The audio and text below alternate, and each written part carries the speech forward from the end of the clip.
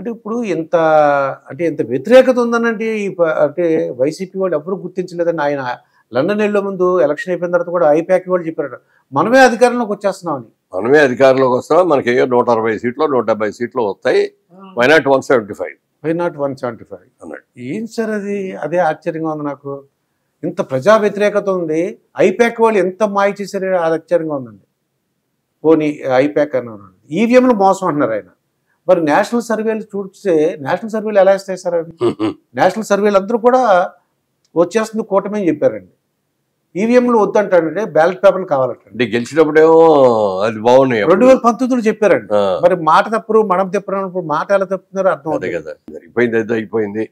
మనం మళ్ళీ ఇవాళ ఏంటంటే గ్రహణం విడిచింది మనకి. అది గ్రహణం.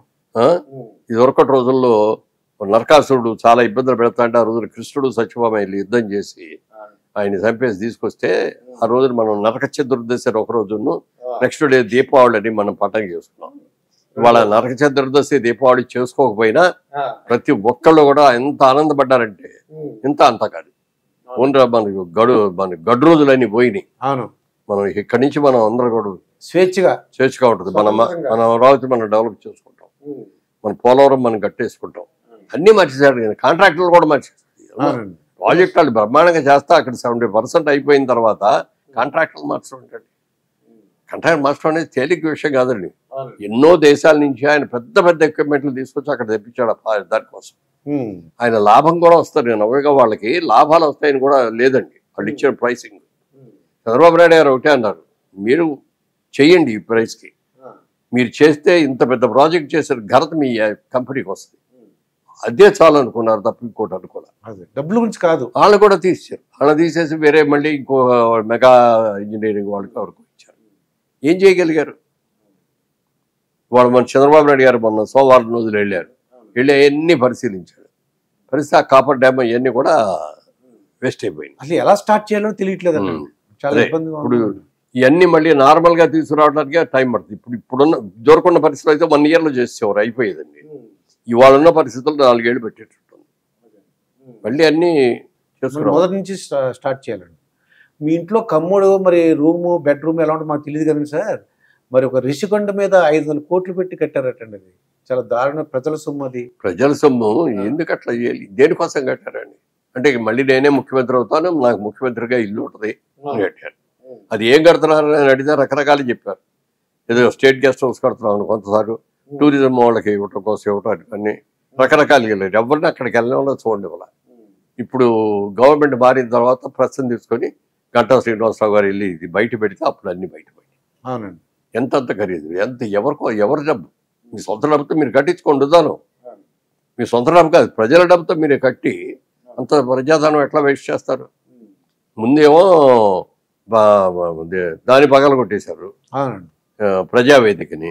ఇప్పుడేమో ప్రజలతోనేమో 1000 కోట్లు 100 కోట్లు 600 కోట్లు 700 కోట్లతో కట్టారు. ఎవరి కోసం దేనికి కట్టాడు? మనందరం మనంటే వాళ్ళందరూ ట్యాక్సీలు ఎందుకు కడుతున్నామండి? అంత డబ్బు పెట్టే బదులు పేదవాళ్ళకి ఇల్లు కట్టించవచ్చు కదా. విజయవాడ రాజమండ్రిలో మా కాన్స్టిట్యున్సీలో మేము ఉండగా అన్నీ చేసాం, బ్రహ్మాండంగా చేసాం. ఇక అలాట్మెంట్ చేయటం, రంగులు వేయటం అన్నీ అయిపోయినాయి, మొక్కలు వేయటం అన్నీ అయిపోయినాయి. దాన్ని అలాట్ చేయటమే. కనీసం అది చేస్తే మళ్ళీ చంద్రబాబు నాయుడుకి పేరు వస్తుందని చెప్పి అట్లాగే ఉంచాడు. 5 ఏళ్ళు మురిగిపోయి ఉన్నాయి. చాలా దారుణం. ఏమి చెప్పలేములేండి అది. ఎందుకంటే మీరు సంక్షేమం ఎక్కువ చేశారు కాదని అన్నాం, కానీ సంక్షేమంతో పాటు అభివృద్ధి కూడా ఉండాలి సమానంగా. మీరు డబ్బు సంపాదించి ఖర్చు పెట్టాలి తప్ప అప్పులు చేస్తే ఎవరేమన్నా అండి? ఈ అప్పులు తీర్చేది ఎవరు? రేపు పొద్దున్న మీరు వెళ్ళిపోయారు, హ్యాపీగానే వెళ్ళిపోతారు.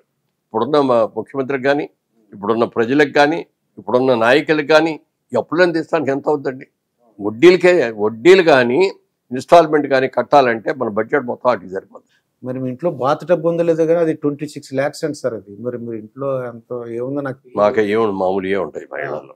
మేము ఎంత సింపుల్గా ఉండాలో అది సింపుల్గా ఉంటాం. ఎందుకంటే మన చాటపర్రు ఏలూరు తెలుసు కదండి, డబ్బులు వాల్యూ తెలుసు, మనం ఎలా ఉండాలో తెలుసు అండి. మనం ఇప్పుడు మా ఇల్లు చాటపర్రులో ఇల్లు 90 years అయింది.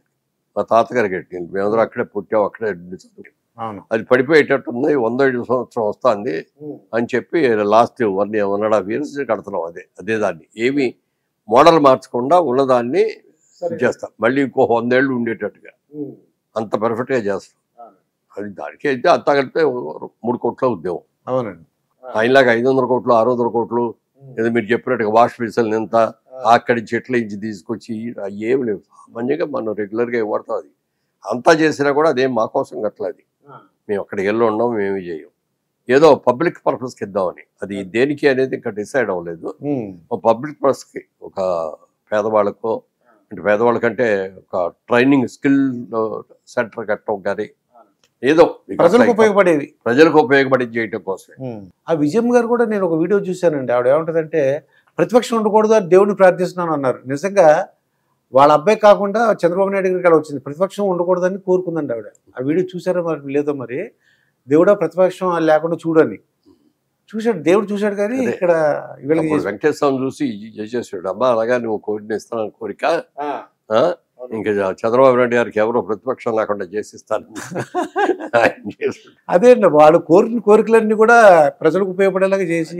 ఎప్పుడైనా దేవుడు కూడా మంచి నిర్ణయం చేసి మనం ఎన్నో కోరుతాం, కోరిన ఇస్తాడా? నీతిగా నిజాయితీగా మనం ఉండి మనం కోరుకునే కోరిక కూడా సమంజసం అయితే దేవుడు తెలుస్తాడు. అంతేగాని రేపు పొద్దున్నే నాకు 2,000 కోట్లు కావాలి, లేకపోతే నాకు లాటరీ వచ్చేసిన డబ్బులు కావాలి, ఈ ఊరంతా కూడా నేనే కొనేసుకోవాలి, లేకపోతే ఎదటాళ్ళందరూ కూడా దరిద్రులు అయిపోయి వాళ్ళు పాడైపోవాలి, నేను ఒక్కడనే బాగుండాలి అని అనుకుంటే ఎట్లా? అందరూ బాగుండాలి, అందులో నేను ఉండాలి అని కోరుకోవాలి. అంతే తప్ప అభివృద్ధి అనేది అసలు జీరో చేశాడండి. ఏవి ఒక ఇండస్ట్రీ తేలా, వచ్చిన ఇండస్ట్రీలనే పొగబెట్టి బయటికి పంపించాడు.